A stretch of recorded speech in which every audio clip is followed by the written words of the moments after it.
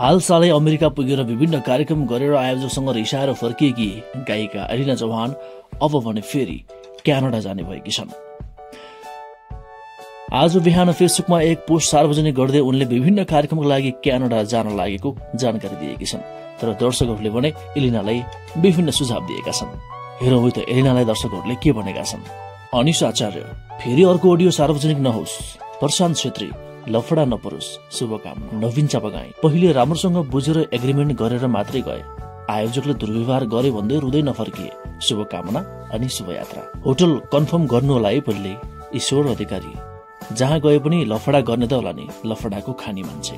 सुन्दर धामी, शुभकामना, तर फेरि त्यहाँबाट पनि विवाद नगरेर फर्किनु होला। हिरा अधिकारी, हामी अर्को उपद्रवको प्रतीक्षामा छौं, शुभकामना। अमृत बजगाई, उफ फेरि नयाँ लफडा। पूनम घिम्रे, कन्ट्याक्ट राम्रो गर्नु, आयोजकसँग झगडा नगर्नु, खाली विवाद नजिक्नु। लक्ष्मण सुनार, अझै दुःख पाउने निदो गर्यौ, तिमीलाई विदेश फाप्दैन नानी, कोहीसँग नयाँ जीवन सुरु गर। यी कमेन्टहरूबाट थाहा हुन्छ एलिनाको क्यानाडा कार्यक्रम पनि विवादित बन्ने हो कि भन्ने पनि दर्शकहरूले सोचिरहेका छन्। तर एलिनाको आगामी कार्यक्रम भने अमेरिकाको जस्तो नहोस् र सभ्य र भव्य होस् भन्दै हामी शुभकामना दिन चाहन्छौँ।